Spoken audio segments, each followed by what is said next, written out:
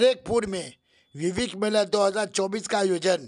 Barrackpore ward number 2 के councillor सम्राट तवादार ने विवेक मेला 2024 के लिए प्रेस कॉन्फ्रेंस से किया खिताब। नमस्कार, আপনাদের সবাইকে প্রথমেই আমি শুভ নববর্ষের 2024-এর প্রীতি শুভেচ্ছা অভিনন্দন সালাম জোহার জানাচ্ছি। আপনারা জানেন প্রতি বছর না এবছরও আমরা ব্যারাকপুর বিবেক মেলার আয়োজন করেছি। যারা পুরনো সাংবাদিকরা আছেন তারা জানেন যে 2005 সাল থেকে এইটা আমাদের এই মেলা স্বামীজির নামাঙ্কিত এই ব্যারাকপুর বিবেক মেলা আমরা শুরু করেছিলাম। বিভিন্ন জায়গাতে এই মেলাটা হয়েছে।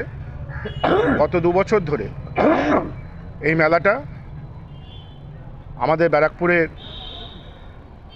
ক্যান্টনমেন্ট বোর্ডের অধীনস্থ যুব সংঘ খেলার মাঠে কালিয়ানিবাসে এটা হচ্ছে। তো প্রথমেই আপনাদের সবাইকে ব্যারাকপুর বিবেক মেলার কমিটির তরফ থেকে আমাদের সভাপতি সরজিৎ মুখার্দার এবং অন্যতম মেন্টার বড় দাদা প্রতাপ গুপ্ত এবং আমাদের টোটাল টিমের তরফ থেকে আপনাদেরকে এই মেলায় সাদর আমন্ত্রণ আমি জানাচ্ছি। আমাদের এবার মেলার যে থিম হয়েছে, এবার মেলার আমাদের থিম হচ্ছে বাসুদেবা কুটুম্বাকম, অর্থাৎ এই পৃথিবীর সকলেই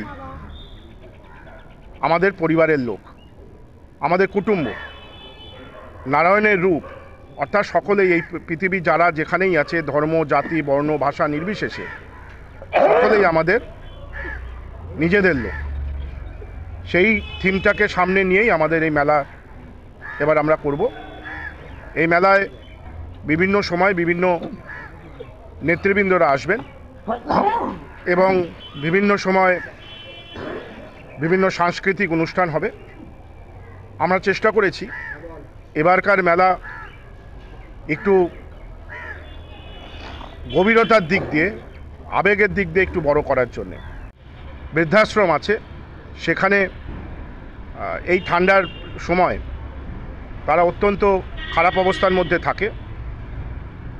হাওয়েভার আমি তো বিশ্বাস করি বৃদ্ধাশ্রমটা ব্যাপারটা এই কনসেপ্টটাই উঠিয়ে দেওয়া উচিত, কেন বাবা মাদেরকে কর্তব্য ছেলে মেয়েদের দেখা, কারণ সেই বাবা মা তাদের পুরো জীবনটাই একটা ছেলে মেয়েকে মানুষ করতে লাগায়, পরবর্তীকালে তারা বৃদ্ধাশ্রমে থাকবে, এই কনসেপ্টটাই তুলে দেওয়া উচিত। কিন্তু আবার এটাও ঠিক, কিছু মানুষজন আছে যারা নিঃসন্তান, তাদের কেউ নেই, তাদের দেখার জন্য তো একটা আশিয়ানা বা একটা ঘর দরকার, তার জন্য বৃদ্ধাশ্রম থাকা দরকার। কিন্তু কোনো ছেলে মেয়ে আছে কিন্তু তার বাবা মাকে দেখতে পাচ্ছে না, পারিবারিক ঝামেলা অশান্তির জন্য বাবা মাকে বৃদ্ধাশ্রমে পাঠিয়ে দেয়, এর বিরুদ্ধে একটা জনচেতনা বা জন আন্দোলন নিশ্চয়ই ব্যারাকপুর বিবেক মেলা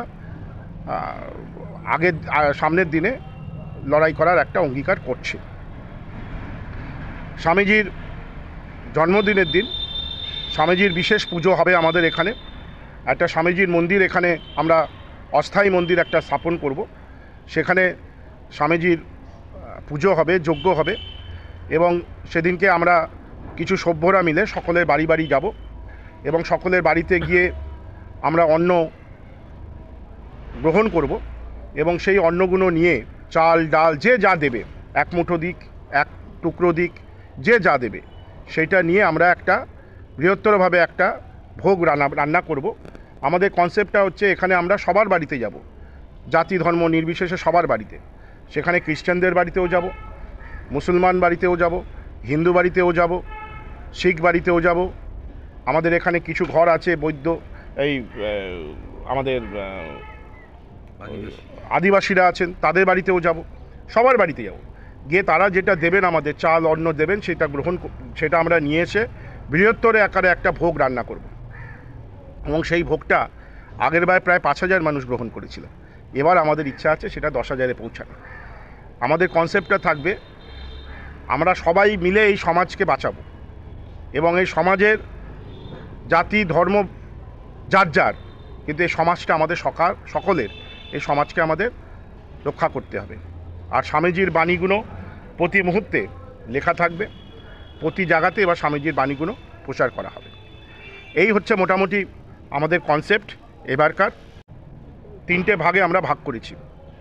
একটা হচ্ছে প্রতিদিন এই দৈনন্দিন জীবনে আমাদের মা বোনেরা নিজেদের সংসারের কাজকর্ম করতেই ব্যস্ত থাকে, তাদের সেরকম বিনোদনের অনুষ্ঠান বা বিনোদন আমরা করতে পারি না।